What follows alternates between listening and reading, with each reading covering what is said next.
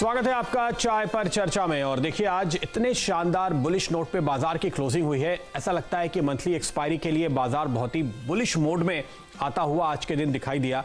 अंतर्राष्ट्रीय बाजारों का भी मूड सुधरा। दिन के दौरान डाउ फ्यूचर्स पे आपको रिकवरी आती हुई दिखाई दी, तो वहां से भी जो सुबह सुबह झटका लगा था उससे आप उभरते हुए दिखाई दिए। लेकिन उसके बाद सबसे बड़ा तगड़ा मोमेंटम ब्रेकआउट जो लगता हुआ नजर आया, उसमें बहुत बड़ी भूमिका आप कह सकते हैं दरअसल देखने को मिली है।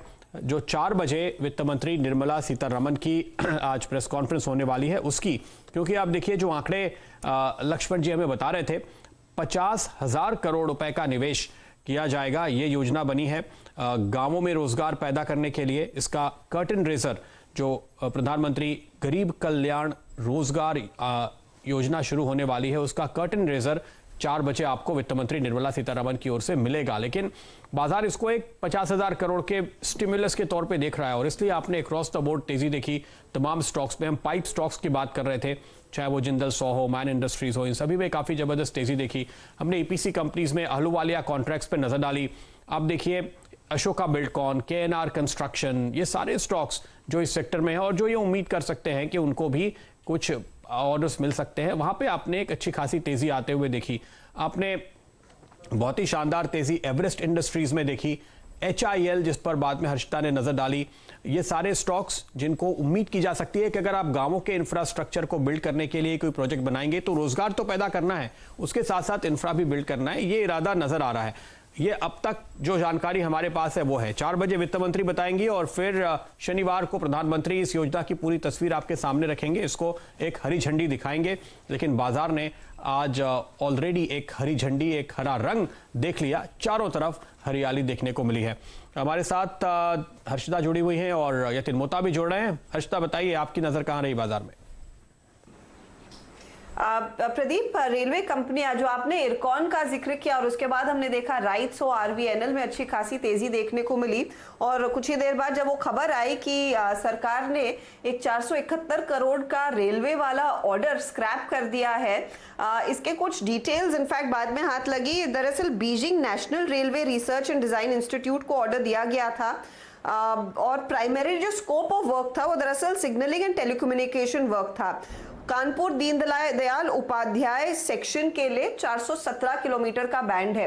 अब सरकार इसमें एक और बहुत इंटरेस्टिंग पेज निकाल कर लाई है कि देखिए 4 साल पहले ऑर्डर दिया गया था और अब तक सिर्फ 20% ही काम हुआ, तो कोई जरूरत नहीं है इस कंपनी के साथ आगे किसी तरह का काम करने के लिए। मुझे लग रहा है कल के सत्र में भी इन स्टॉक्स में थोड़ा सा एक्शन बनता हुआ दिखाई देगा, क्योंकि अब लोग ये सोचेंगे कि सेकंड लाइन ऑफ बिडर्स कौन से थे, किन कंपनियों के हाथ इनफैक्ट ये ऑर्डर आगे आता हुआ दिखाई देगा, क्योंकि ये एक पोटेंशियल है कि यहाँ पर कुछ भारतीय कंपनियों को ही फोकस में रखा जाएगा।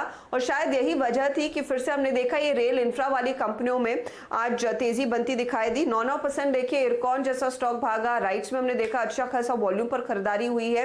तो एक इंटरेस्टिंग पॉकेट लग रहा है मुझे, जहां पर कल के सत्र में भी एक तगड़ा फॉलो थ्रू देखने को मिलेगा।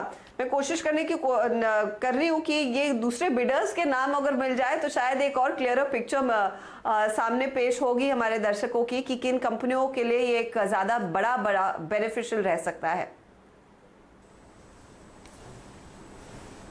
बिल्कुल, तो आपने इन तमाम शेयरों में तेजी देखी। मोटा भाई हमारे साथ जुड़े हुए हैं, बताइए आज क्या कुछ सुना आपने?